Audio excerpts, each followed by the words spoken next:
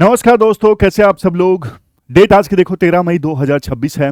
और आज देखो डिस्कशन हमारा ना थोड़ा सा डिले हो गया। एक्चुअल में ना बहुत बार लाइट गई, सही बता रहा हूँ मैं। चौथी पांचवी बार मैं आज डिस्कशन कर रहा हूँ। पहली बार तो ऐसा हुआ बिल्कुल डिस्कशन खत्म होने वाली थी, लास्ट आर्टिकल तक मैं पहुंचा। दूसरी बार में पहला ही आर्टिकल स्टार्ट किया था, ऐसे ऐसे करके तीन चार बार डिस्कशन की, फिर मैं बैठ गया। सही बता रहा हूँ, मैं बैठ गया। मैंने कहा यार, अब पता नहीं कुछ ठीक कर रहे थे वो बिजली वाले, बार बार लाइट जा रही थी, बीच में सेव होती नहीं है वीडियो ये फेस वाली। तो मुझे लगा अब मैं थोड़ा बैठ जाता हूँ, आराम से चाय पीता हूँ, उसके बाद फिर से स्टार्ट करूँगा। तो अब काफ़ी देर के बाद मैं फिर से इसे रिकॉर्ड कर रहा हूँ। तो आज तीन इश्यूज हम डिस्कस करेंगे। भाई हमें नहीं चाहिए लाल पेन, चाहिए हमें। ठीक है। तो आज हम तीन इशू डिस्कस करेंगे। सबसे पहले हम आर्टिकल डिस्कस करेंगे वाटर रिसोर्सेज को कंजर्व करने से संबंधित। वाटर रिसोर्सेज को कंजर्व करने से संबंधित पहला आर्टिकल। दूसरा, human and wild life conflict से संबंधित। और तीसरा आर्टिकल, इलाहाबाद हाई कोर्ट ने केसेस की पेंडेंसी को कम करने के लिए आदेश दिए हैं, तो वो आर्टिकल है। तीन आर्टिकल, तीनों डिस्कस करेंगे। लेकिन फर्स्ट थिंग फर्स्ट, पहला आर्टिकल, इंडिया कैसे अपने वाटर रिसोर्सेज को गवर्न कर रहा है, कहां पे दिक्कत है, कैसे चीजें हम ठीक कर सकते हैं। सिलेबस में जीएस पेपर 2 के इस टॉपिक से आर्टिकल को रिलेट कर सकते हो। मैं आपको एक सिचुएशन दूं। मान लो, मान लो, अब मुझे याद हो गया बहुत ज्यादा तीन चार बार मैंने पढ़ा दिया है ना, तो इसलिए रट गया है समझ गए। क्योंकि आमतौर पे देखो करंट अफेयर ना, क्योंकि सुबह ही आपने पढ़े, और सुबह आपने पढ़े और उसको आप पढ़ा रहे हो, नॉलेज बिल्कुल नई है, नई चीज आर्टिकल में आई है, तो वो आमतौर पे ना आपको पूरी तरह से याद नहीं होती। लेकिन स्लाइड में बीच बीच में हिंट देखना पड़ता है as a human being. Static में याद होता है, कोई सब्जेक्ट जैसे हिस्ट्री पढ़ा रहे हैं, ज्योग्राफी पढ़ा रहे हैं कई सालों से, उसमें तो क्या होता है, कई बार टीचर ऐसे भी होते हैं बिना नहाए धोए भी स्टार्ट कर दें तो भी याद होता है, चीजें पहले से पढ़ के आने की जरूरत नहीं होती, सीधा क्लास में आए और लिखना स्टार्ट। लेकिन करंट अफेयर थोड़ा चैलेंजिंग रहता है, उसमें ऐसा नहीं होता है। लेकिन आज चूंकि मैंने तीसरी चौथी बार डिस्कस कर लिया तो याद हो गया है। तो सिनेरियो दूं आपको। मान लो डेली आपके अकाउंट में ना 4,000 रुपए कोई डाल दे, और लेकिन साल के अंत में ना आप सारे रुपए यूज ही ना कर पाओ, सिर्फ 1,100 रुपए यूज कर पाओ और बाकी 2,900 वेस्ट हो गए। तो आपको बुरा लगेगा, आपको लगेगा कि यार 2,900 रुपए भी यूज कर लेता तो कितना बढ़िया होता। लेकिन हमारे देश में ना पानी के मामले में ऐसा ही है। हमारे देश में देखो पानी की कमी नहीं है, बारिश का पानी अच्छा खासा हमारे देश में आता है। हमारे देश में दिक्कत गवर्नेंस की है, पानी को हम ठीक से मैनेज नहीं कर पा रहे हैं, संस्थान फेल हो रहे हैं। ये देखो, हमारे देश में बारिश से ना 4,000 बीसीएम पानी हर साल मिलता है, 1,100 बीसीएम सिर्फ हम यूज कर पाते हैं, बाकी 2,900 बीसीएम वेस्ट हो जाता है। आप बोलोगे क्यों सर? देखो बारिश हुई, लेकिन बारिश के पानी को स्टोर करने के लिए मान लो डैम नहीं है, रिजर्वर नहीं है, स्टोर की व्यवस्था नहीं है, तो वो पानी कहाँ जाएगा? वेस्ट हो जाएगा, चला जाएगा कहीं पे, नदी में मिल जाएगा या फिर कहीं और चला जाएगा। समझे? या फिर बारिश भी देखो हर जगह इक्वल नहीं है। चेरापूंजी में बारिश ज्यादा है, जैसलमेर में कम है, लेकिन चेरापूंजी में जो बारिश है उसको हम स्टोर नहीं कर पा रहे हैं। फेमस डायलॉग है ना, चेरापूंजी से आया फिर भी प्यासा। तो ये दिक्कत है। तो इसलिए नीति आयोग बोलता है पानी का जो क्राइसिस है वो इंस्टीट्यूशनल चैलेंज है, संस्थानों की कमियों की वजह से है। देखो भगवान ने ना पॉपुलेशन तो भारत देश को भर भर के दी, मतलब जितने लोग थे ज्यादातर लोगों को भगवान ऊपर से भेज देता है, इंडिया में जाओ, इंडिया में ही जाओ। पूरे वर्ल्ड की पॉपुलेशन का 20% इंडिया में है, जबकि पानी भगवान ने इंडिया को कम दिया। मतलब पूरे वर्ल्ड के जो फ्रेश वाटर रिसोर्स हैं उसमें से सिर्फ 4% भारत के पास में है। और नीति आयोग का कंपोजिट वाटर मैनेजमेंट इंडेक्स ये बोलता है देश के 60 करोड़ लोग जो हैं आज के समय में हाई से लेके एक्सट्रीम वाटर स्ट्रेस जो है वो फेस कर रहे हैं। और देखो एक इंडिकेटर है जो ये कहता है अगर किसी देश में, इंडिकेटर का नाम भी देख लीजिए, फाल्कन मार्क इंडिकेटर, ये इंडिकेटर कहता है अगर किसी देश में पर कैपिटा वाटर अवेलेबिलिटी अगर 1700 मीटर क्यूब से कम है ना, तो इसका मतलब वो देश वाटर स्ट्रेस है। भाई भारत देश में तो 1400 मीटर क्यूब पर पर ईयर है, क्या है, हाँ, पर ईयर वाटर कैपेबिलिटी है, वाटर अवेलेबिलिटी है पर कैपिटा। तो इंडिया तो ऑलरेडी वाटर स्ट्रेस में है, 1700 मीटर क्यूब पर ईयर नहीं है हमारे देश में, उससे कम है, तो ऑलरेडी इंडिया वाटर स्ट्रेस में है। और हमेशा ऐसा नहीं था। आजादी के समय देखो, आजादी के समय हमारे देश में 5,000 मीटर क्यूब पर ईयर पानी की अवेलेबिलिटी थी, लेकिन अब रह गई है 1400। सब खत्म कर दिया हमारे पूर्वजों ने, और हम क्या कर रहे हैं, हम भी हमारे बच्चों के लिए छोड़ नहीं रहे हैं। समझ रहे हो? वो टर्म आती है ना, एक इंटरजनरेशनल इक्विटी। हम ये कहते हैं कि हाँ भाई, हमारे पूर्वजों ने हमारे लिए कम छोड़ा, पहले टाइगर्स ज़्यादा हुआ करते थे, पहले ये चीज़ ज़्यादा हुआ करती थी, लेकिन हम भी हमारे बच्चों के लिए, आने वाले जो पोते पोतियां हैं उनके लिए कुछ छोड़ के जा नहीं रहे हैं, सब कुछ बर्बाद करके जा रहे हैं। गाली देंगे वो हमें कि भाई हमारे पूर्वजों ने कुछ नहीं छोड़ा, सब बर्बाद करके चले गए। फिर वैसे देखो, इंडिया ना ग्राउंड वाटर को एक्सट्रैक्ट करने के मामले में भी नंबर टॉप पे है। मतलब ऐसी ऐसी चीज़ों में हमेशा इंडिया टॉप करता है। भुखमरी में भी टॉप आएगा, ग्राउंड वाटर को एक्सट्रैक्ट करने के मामले में भी टॉप पे आएगा। पूरे वर्ल्ड में जितना ग्राउंड वाटर नीचे से निकाला जाता है ना, 25% हमारे देश से निकाला जाता है। और पंजाब, हरियाणा, इन राज्यों की सिचुएशन आप देखोगे, लगातार पानी का लेवल जो है वो नीचे जा रहा है। आपको जान के दुख होगा, पंजाब जैसे राज्य में पैडी की खेती होनी नहीं चाहिए, वहां पे राइस उगा रहे हैं, और 1 किलोग्राम राइस उगाने में ना वहां पे 3000 से लेके 5000 लीटर के बीच में पानी यूज होता है। जब हम 1 किलोग्राम राइस एक्सपोर्ट करते हैं ना, चाइना को भेजते हैं, तो हम 1 किलोग्राम राइस नहीं भेज रहे होते, हम 5000 लीटर पानी चाइना को भेज रहे होते हैं। समझे? ये हालात हैं। सरकार की फेलियर है भाई। अब किसान पैडी उगा रहे हैं, आपने कहीं ना कहीं एमएसपी सिस्टम अच्छे से नहीं किया, तभी आप उगा रहे हो, तभी किसान वहां पे पैडी उगा रहे हैं। अब आप एमएसपी सिस्टम ठीक कर लेते तो किसान नहीं उगाते। वैसे देखो, हमारे देश में संस्थान है, मिनिस्ट्री ऑफ जल शक्ति है। सारे देश में वाटर स्कीम्स और पॉलिसीज बनाने के लिए मिनिस्ट्री ऑफ जल शक्ति है। फिर सेंट्रल वाटर कमीशन है। सेंट्रल वाटर कमीशन जो सरफेस वाटर है, डैम्स हैं, रिजर्वर हैं, उन सब की देखरेख करता है। और जमीन के नीचे जो पानी है उसके लिए सेंट्रल ग्राउंड वाटर बोर्ड भी है। दिक्कत यह है भाई, अब वाटर देखो एक साइकिल में जाता है, बारिश हुई, पानी आया, सरफेस पे रुका, कुछ नीचे चला गया, पानी का तो एक साइकिल है ना। लेकिन पानी के साइकिल को भी आपने अलग अलग पार्ट्स में डिवाइड कर दिया कि सरफेस वाटर जो है वो एक कमीशन देखेगा, अगर सरफेस वाटर का पानी थोड़ा सा नीचे चला गया तो उसके लिए अलग से बोर्ड है, और दोनों को नहीं पता दूसरे वाला क्या कर रहा है, राइट हैंड को नहीं पता लेफ्ट हैंड क्या कर रहा है। ऐसे हम पानी बचा सकेंगे? नहीं बचा सकेंगे। यही तो दिक्कत आ रही है हमारे देश में। स्टेट लिस्ट में है, वैसे पानी स्टेट लिस्ट में है, और स्टेट्स जो हैं उन्होंने तो ग्राउंड वाटर को बचाने के लिए ज्यादातर स्टेट्स ने रूल बनाए नहीं है, कुछ राज्यों ने बनाए हैं, तो भी इन्फोर्समेंट यानी इंप्लीमेंटेशन बहुत ज्यादा पुअर है। ये सिचुएशन है। समझ गए? अगर यूपीएससी पूछे वाटर कौन से सब्जेक्ट में आता है, बता दोगे? स्टेट लिस्ट में आता है। ये महिरसा कमेटी ने बोला था कि सेंट्रल वाटर कमीशन और सेंट्रल ग्राउंड वाटर बोर्ड दोनों अलग अलग काम करते हैं, साइलोज में, दोनों को नहीं पता, कोई कोऑर्डिनेशन नहीं है, तो दिक्कत है। दूसरे गवर्नेंस फेलियर बताएं, ग्राउंड वाटर को रेगुलेट करने के लिए कोई नेशनल लॉ नहीं है, स्टेट्स ने बनाया भी है तो वो उसे रेगुलेट नहीं करते। और वाटर प्राइसिंग ना स्कैर्सिटी से संबंधित नहीं है। देखो, जिस चीज की कमी है उस चीज का तो दाम बढ़ा देने चाहिए ना, ताकि लोग उस चीज की इज्जत करें। लेकिन भाई उन एरियाज में जहां पे पानी की कमी है वहां पे भी पानी का प्राइस नेग्लिजिबल अमाउंट है, मतलब फ्री में पानी मिल जाता है, जबकि गलत बात है। जहां पे पानी की कमी है ना वहां पे पानी महंगा मिलना चाहिए, पानी का बिल ज्यादा आना चाहिए।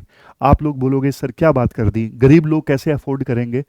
भाई गरीब लोगों के लिए सब्सिडी दी जा सकती है ना, रैशनलाइज करके, समझ रहे हो? लेकिन जो अमीर लोग हैं वो पानी की इतनी वेस्टेज करते हैं, 10 कारें हैं और सारा दिन कारों को धोते रहते हैं, फ्रेश वाटर वेस्ट हो रहा है, उन पे तो लगाम लगे। समझे?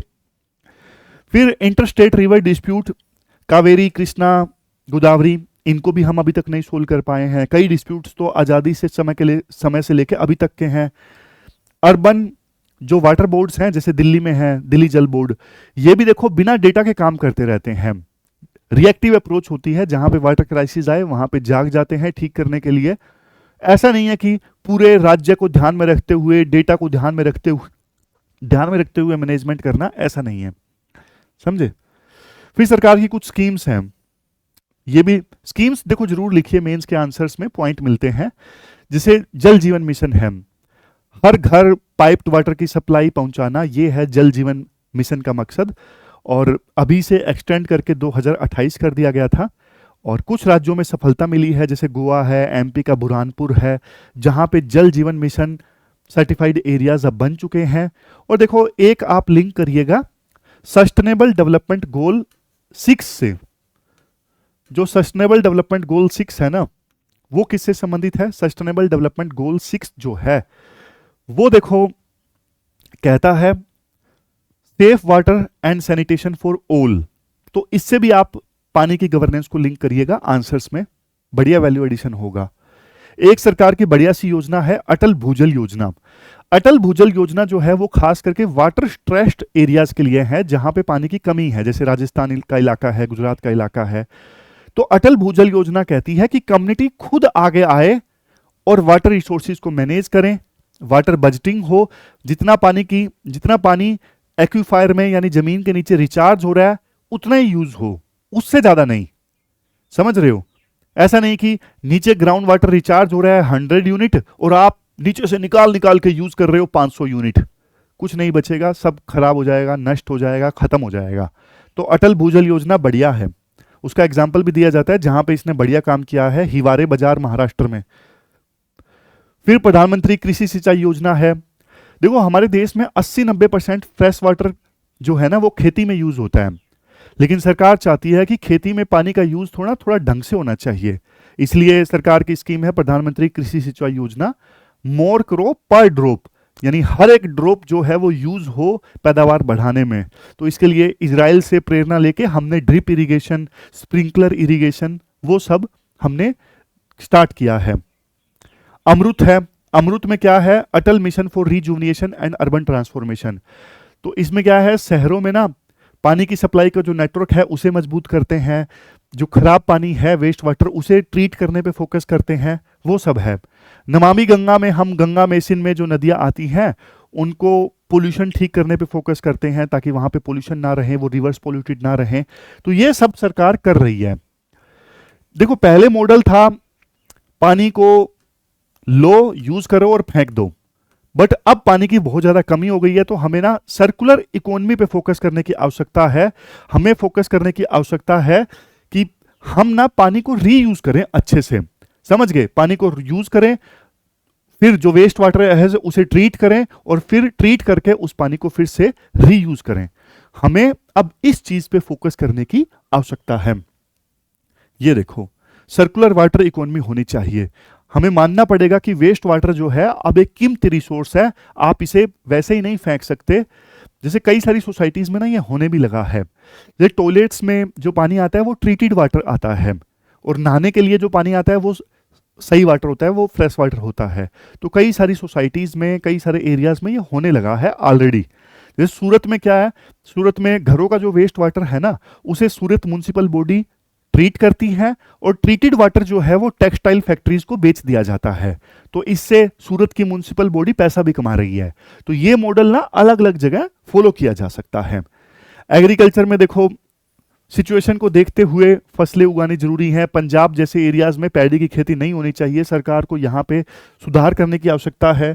फिर है अर्बन इंटीग्रेशन, मतलब सिटीज जो हैं वो भी सप्लाई, ट्रीटमेंट और रीयूज सब कुछ इंटीग्रेट करे पानी की सप्लाई में, यानी जो ट्रीटमेंट वाला पानी है वो भी सप्लाई में इंक्लूड होना चाहिए।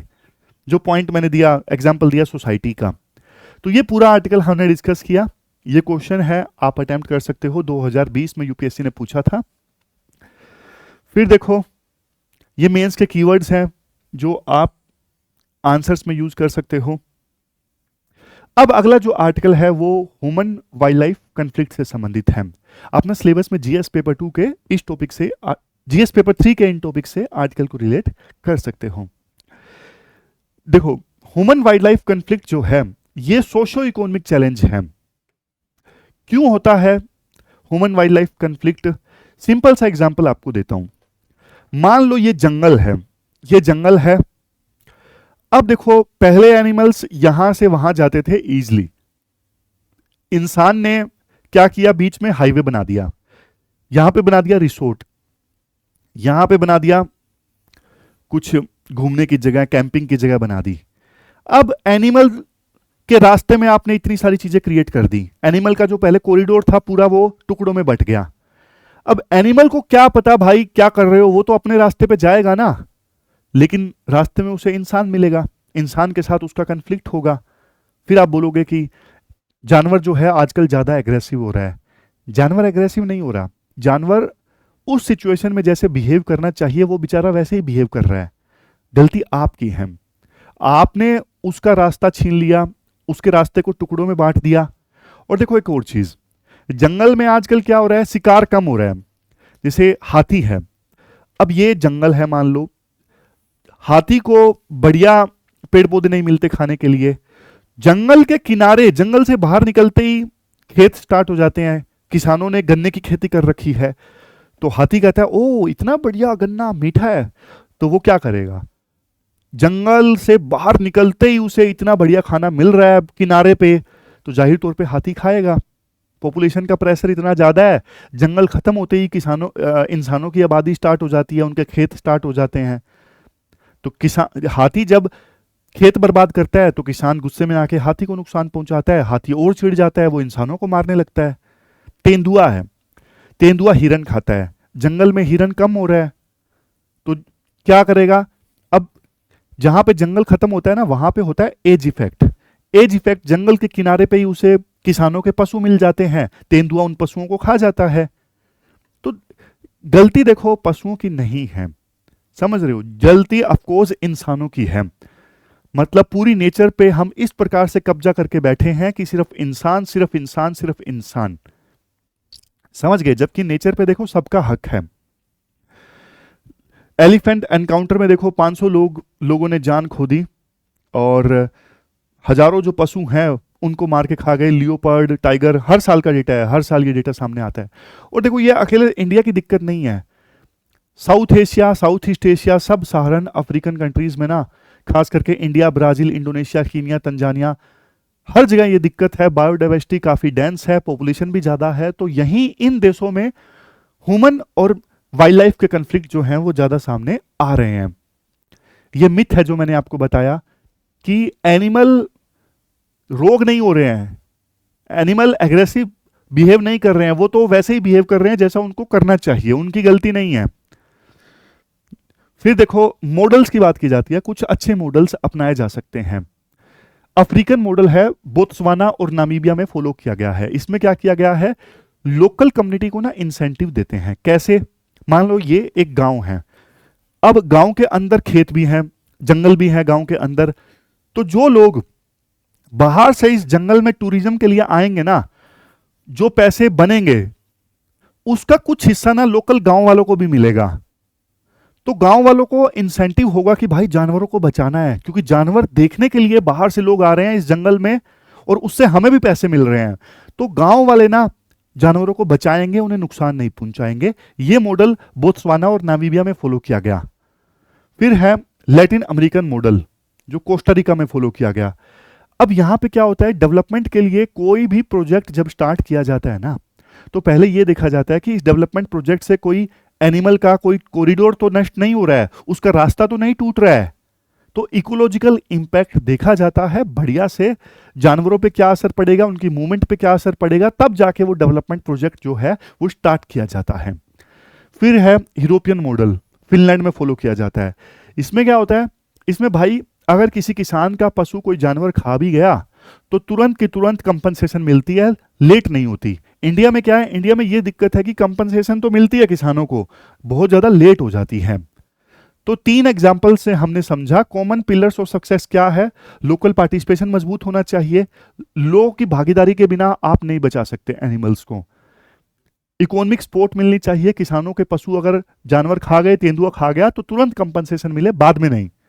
इकोलॉजिकल डेटा का यूज करो प्लानिंग में, डेवलपमेंट प्रोजेक्ट तभी लेके आओ जब यह साबित हो जाए कि इकोलॉजी पे इंपैक्ट नहीं पड़ेगा। समझ गए। लेकिन इंडिया की रियलिटी क्या है, हमारे देश में वैसे वाइल्ड लाइफ प्रोटेक्शन एक्ट 1972 है, सोलर फेंसिंग भी हम करते हैं ताकि जानवर खेतों में ना घुसे, अर्ली वार्निंग सिस्टम भी होता है, कंपनसेशन स्कीम भी है, लेकिन वही बात है कंपनसेशन स्कीम बहुत डिले होता है, पैसा बहुत लेट मिलता है या नहीं मिलता है, कागजी कार्रवाई काफी ज्यादा होती है, टेक्नोलॉजी की लिमिटेशंस हैं। मतलब सोलर फेंसिंग और अर्ली वार्निंग सिस्टम देखो स्पेसिफिक कंटेक्स्ट में काम करते हैं, जब जंगल और खेत थोड़ा तो दूर हों, बिल्कुल साथ सटे हुए हैं, तो वहां पे सोलर फेंसिंग क्या काम करेगी, समझे। और कुछ लोग कहते हैं कि एलिफेंट्स की संख्या ज़्यादा हो गई है, इसलिए उनकी फर्टिलिटी कंट्रोल करो, उनकी संख्या कम करो, मतलब उनका रिप्रोडक्शन कंट्रोल करो। राइटर कहते हैं भाई ये तो बहुत ही बेकार आइडिया है, क्योंकि रियल प्रॉब्लम उनकी ओवर पॉपुलेशन नहीं है, रियल प्रॉब्लम ये है उनका घर हम उनसे छीन रहे हैं, ये मेन दिक्कत है। समझ गए? तो उनके घर को हमें रिस्टोर करना पड़ेगा। फिर कुछ सॉल्यूशंस बताए जाते हैं लास्ट में, जैसे भूटान और नेपाल में ना लोकल ग्राउंडेड सॉल्यूशंस देखने को मिले। कम्युनिटी खुद फॉरेस्ट मैनेज करती है। हमारे देश में तो कम्युनिटी को इन्वॉल्व ही नहीं किया जाता, फॉरेस्ट डिपार्टमेंट मालिक बन के फॉरेस्ट मैनेज करता है और लोकल गांव वालों को तो सब्जेक्ट समझा जाता है, भागो यहां से, वैसी अप्रोच रहती है। तो लोकल कम्युनिटी फॉरेस्ट मैनेज करती है ना, तो कोऑर्डिनेटेड वाइल्ड लाइफ ग्रेजिंग होती है, मतलब मिल के पशुओं को चराते हैं जंगल में, और जो जंगली जानवर हैं उनसे पशुओं को बचाने के लिए ना पूरा एक एनक्लोजर बनाया जाता है। जैसे जंगल के पर्टिकुलर एरिया में, इस एरिया में ना एनक्लोजर बना दिया जहां पे भेड़ बकरियां रखी जाएंगी। अब उस एनक्लोजर में बाड़े में नहीं आ सकेंगे जानवर और बकरियों को नुकसान नहीं पहुंचा सकेंगे। फिर क्लाइमेट चेंज, राइटर बोलते हैं देखो क्लाइमेट चेंज हो रहा है, क्लाइमेट चेंज की वजह से आने वाले दिनों में और सूखा आएगा, बहुत ज़्यादा बाढ़ भी आएगी, चीज़ें खराब भी होंगी, टेम्परेचर भी बढ़ेगा, तो मतलब जानवरों के लिए रिसोर्सेज और कम होंगे, वो और ज़्यादा बाहर आएंगे, कन्फ्लिक्ट और ज़्यादा बढ़ेंगे। समझ गए? थ्रेट और ज़्यादा मल्टीप्लाई हो रही है, इसलिए हमें और ज़्यादा एग्रेसिवली काम करने की आवश्यकता है। वे फॉरवर्ड देखो यही है, वाइल्ड लाइफ जो है उसको ना आप इग्नोर नहीं कर सकते, ना ही ह्यूमन लाइवलीहुड को आप इग्नोर कर सकते। दोनों चीज के बीच में बैलेंस तो आपको स्टैब्लिश करना पड़ेगा, और लेकिन वो कैसे किया जा सकता है, ये सारे सॉल्यूशंस हमने डिस्कस किए, उनका यूज करके सरकार जो है ह्यूमन बींग्स के लाइवलीहुड और जानवरों को बचाने के बीच में, दोनों के बीच में बैलेंस स्टैब्लिश कर सकती है। ये हैं कुछ की एक्शंस, जैसे वाइल्ड लाइफ कॉरिडोर को आप सिक्योर करो, बीच में हाईवे वगैरह मत बनाओ, लैंड यूज प्लानिंग अच्छे से होनी चाहिए ताकि जानवरों का हैबिटेट खराब ना हो, कंपनसेशन स्कीम फास्ट हो, कम्युनिटीज को एक्टिव पार्टनर बनाओ, और जंगल के आसपास जो लोग रहते हैं उनमें अवेयरनेस स्प्रेड करो आप। तो ये सारे काम किए जा सकते हैं। अब ये कीवर्ड्स हैं जो आंसर्स में आप यूज कर सकते हो, socio ecological challenge, habitat fragmentation, adaptive response, community based, NRM. समझ गए? ये सारे आप यूज कर सकते हो। ये जीएस पेपर 3 2020 में क्वेश्चन पूछा था यूपीएससी ने वाइल्ड लाइफ प्रोटेक्शन से संबंधित, ये 2018 में पूछा था, और एक्सपेक्टेड क्वेश्चन ये है जो आपको आंसर देना है। ये कुछ प्रीलिम का प्रैक्टिस क्वेश्चन है, क्वेश्चन नंबर 1 है आपके लिए प्रीलिम का। ठीक है, अब आगे चलते हैं। अगला आर्टिकल देखो, judicial reforms and criminal justice system से संबंधित है। जुडिशियल रिफॉर्म्स का मतलब क्या होता है? अगर मान लो डेफिनेशन लिखनी हो जुडिशियल रिफॉर्म्स की, क्या लिखोगे? आप लिखोगे कि जुडिशरी में इस प्रकार से चेंजेस लाना ताकि जुडिशरी को ज्यादा अकाउंटेबल, ज्यादा ट्रांसपेरेंट, ज्यादा एक्सेसिबल बनाया जा सके, ऐसे चेंजेस लेके आना जुडिशरी में, इसे बोलते हैं जुडिशियल रिफॉर्म्स। कोर प्रॉब्लम यह है, अभी ना इलाहाबाद हाईकोर्ट ना एक बेल एप्लीकेशन पे सुनवाई कर रही थी। उस दौरान इलाहाबाद हाईकोर्ट ने ना काफी सारे डायरेक्शंस दिए यूपी की पुलिस को, लोअर जुडिशरी को, कि भाई आप ये करो केसेस की पेंडेंसी को ठीक करने के लिए। समझ गए? देखो, राइट टू स्पीडी ट्रायल जो है वो आर्टिकल 21 के अंतर्गत आता है। 1979 का फेमस केस है, मैंने आपको पहले भी बताया था, 1979 का फेमस केस है हुसैन आरा case, Hussain Ara Khatoon versus state of Bihar. इस केस में क्या था, बिहार में बहुत सारे ऐसे प्रिजनर थे जिन्होंने ना इतने साल जेल में बिता दिए थे, जिस क्राइम में वो बंद थे उतनी तो मैक्सिमम सजा भी नहीं हो पाती थी। मतलब समझ रहे हो, चोरी के आरोप में मान लो कोई बंद है, मैक्सिमम सजा 3 साल हो सकती है, 5 साल से प्रिजनर बंद है जेल में, ट्रायल भी स्टार्ट नहीं हुआ है। तो इस केस में सुप्रीम कोर्ट ने बोला था कि राइट टू स्पीडी ट्रायल जो है वो आर्टिकल 21 के अंतर्गत आता है, फंडामेंटल राइट है। ऐसे सारे प्रिजनर्स को तुरंत रिहा करो जिनको देखो, मतलब जिन्होंने मैक्सिमम सजा से भी ज्यादा सजा बिता दी है जेल में, उन सबको रिहा करो तुरंत के तुरंत। तो इस केस का नाम जरूर याद रखिएगा, राइट टू स्पीडी ट्रायल वाले केस का, हुसैन आरा खातून versus state of Bihar. Allahabad high court ने जो डायरेक्टिव्स दिए वो आप देख लीजिए। अरे यार, डायरेक्टिव एक स्लाइड मिसिंग है, एक स्लाइड मिसिंग है। वैसे मैं आपको देखो बता देता हूं, ये सारे डायरेक्टिव्स थे जो इलाहाबाद हाई कोर्ट ने दिए हैं कि भाई सबसे पहले तो जो वैकेंट पोस्ट है वो आप फिल करो जुडिशरी में। दूसरा, जो पुलिस है वो क्या करती है जब क्राइम हो जाता है ना, फोरेंसिक लैब की व्यवस्था नहीं होती, वो ट्रेन नहीं होती, सैंपल्स कैसे लेने हैं।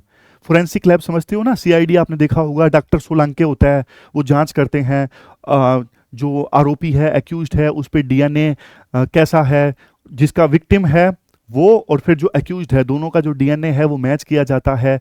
लेकिन हमारे देश में ना फोरेंसिक लैब्स उतनी है नहीं, फोरेंसिक लैब में स्टाफ नहीं है। अगर फोरेंसिक लैब में कोई फाइल चली जाए टेस्टिंग के लिए तो लंबा समय लग जाता है, इसकी वजह से पेंडेंसी बहुत ज़्यादा बढ़ जाती है, समझ रहे हो। तो ये सारी चीज़ें उन्होंने बोली। फिर उन्होंने बोला मंथली मीटिंग होनी चाहिए। यूपी डीजीपी को आदेश दिया सारे जो डिस्ट्रिक्ट पुलिस चीफ है ना वो पर्सनली मीटिंग अटेंड करें डिस्ट्रिक्ट जज के अंदर, ताकि कोऑर्डिनेशन बढ़िया हो जुडिशरी, लोअर जुडिशरी और पुलिस के बीच में। मैंडेटरी डीएनए मैचिंग होनी चाहिए।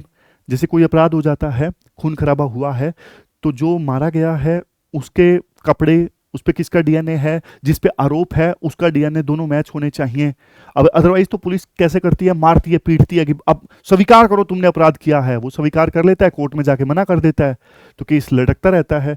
फोरेंसिक से साबित हो जाता है ना, फिर वो चाहे कुछ भी गवाही हो मायने नहीं रखती, क्योंकि फोरेंसिक से साबित हो रहे हैं।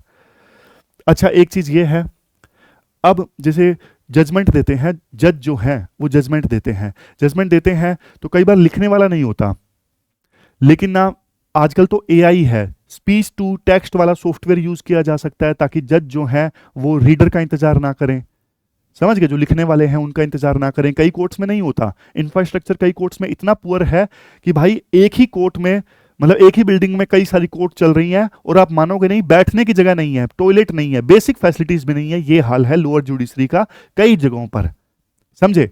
और कई बार ऐसा होता है, पुलिस वाले जो हैं, एक पॉइंट ये था, पुलिस वाले जो हैं वो जज की बात नहीं मानते, मतलब मानते क्या, वो जानबूझ के लेट करते हैं। जज बोलते हैं कि वारंट इशू करो, वो इशू नहीं करते, मतलब समझ रहे हो, समन नहीं करते, ऐसा नहीं करते, चिपका के नहीं आते घरों पे, तो ये दिक्कत भी आती है। तो यहां पे भी इलाहाबाद हाई कोर्ट ने बोला कि ऐसे पुलिस वाले करते हैं तो उन पर स्ट्रॉन्ग कार्रवाई की जाए। फिर यही पॉइंट आ गया, देखो, police officers causing delay in summon में और वारंट में अगर डिले करते हैं पुलिस ऑफिसर्स तो उनके खिलाफ डिसिप्लिनरी कार्रवाई की जाए। E courts and digital process, e summon, e warrant, e FIR, e chargesheet, ये ज्यादा से ज्यादा यूज की जाए, समझ गए। अब ये रूट काज हैं जुडिशियल डिले के, जैसे मैंने आपको बताया, स्टाफ की शॉर्टेज, पुलिस कोऑपरेट नहीं करती, समन नहीं इशू करती, फोरेंसिक इंफ्रास्ट्रक्चर पुअर है, वही पॉइंट है जिन पे डायरेक्शंस दी है इलाहाबाद हाई कोर्ट ने। कोऑर्डिनेशन नहीं है पुलिस वकीलों के बीच में और जुडिशरी के बीच में, तीनों अलग अलग काम करते हैं, वकील छोटी छोटी बातों पे एडजमेंट मांगते हैं, जुडिशियल वैकेंसीज जो हैं बहुत ज़्यादा हैं, मतलब सैंक्शन पोस्ट कम है, और जो सैंक्शन है उनको भी नहीं भरा जाता सरकार के द्वारा, इन्वेस्टिगेशन काफ़ी स्लो होती है। अब जब देखो नींव ही कमज़ोर है, पुलिस जो है इतना लेट जांच कर रही है, चार्जशीट इतना लेट फाइल कर रही है, तो केस तो देखो डिले होगा ही ना, समझ गए। अब एक बात देखो, ये है टाइमली जस्टिस क्यों मैटर करता है। देखो सीधी सी बात है, अगर मान लो टाइमली जस्टिस नहीं मिलता है ना, तो विक्टिम जो है उसको इंसाफ नहीं मिल रहा है, और justice delayed is justice denied. अगर लेट जस्टिस मिलता है तो अपराधियों में डर पैदा नहीं होता जो कि होना चाहिए। वो कहते हैं यार 20 साल बाद मुकदमे का रिजल्ट आएगा तो कोई बात नहीं, करते हैं दूसरा अपराध। अगर जस्ट लेट तक केस चलता है तो अमीर लोग टेम्परिंग करते हैं, एविडेंस डिस्ट्रॉय करवा देते हैं। लेट केस चलता है तो इन्वेस्टर हमारे देश में नहीं आएगा, वो बोलेगा कॉमर्शियल डिस्प्यूट का रिजल्ट 15 साल में आ रहा है, भाई इंडिया में इन्वेस्ट मत करो, फंस जाओगे, वो इंडिया में नहीं आएगा। लेट अगर जस्टिस मिलता है तो जनता का विश्वास जुडिशरी के ऊपर से हटता है, डेमोक्रेसी कमजोर होती है। ये सब नुकसान होते हैं जब लेट रिजल्ट आता है केसेस का। तो ये देखो, ये सारे पॉइंट मैंने आपको दे दिए। तो कुल मिला के देखो, जो रिकमेंडेशंस थी इलाहाबाद हाई कोर्ट की, वो सभी केसेस में एप्लीकेबल होती है, पूरे भारत में एप्लीकेबल होती है। पूरे भारत में ये करना चाहिए केसेस की संख्या को कम करने के लिए। तो ये थी हमारी आज की डिस्कशन। कैसी लगी आपको डिस्कशन, और लेट हो गए उसके लिए सॉरी। तो कल मिलते हैं फिर से एक नई डिस्कशन के साथ, तब तक आप अपना ध्यान रखिए, अच्छे से पढ़िए। Thank you very much for discussion.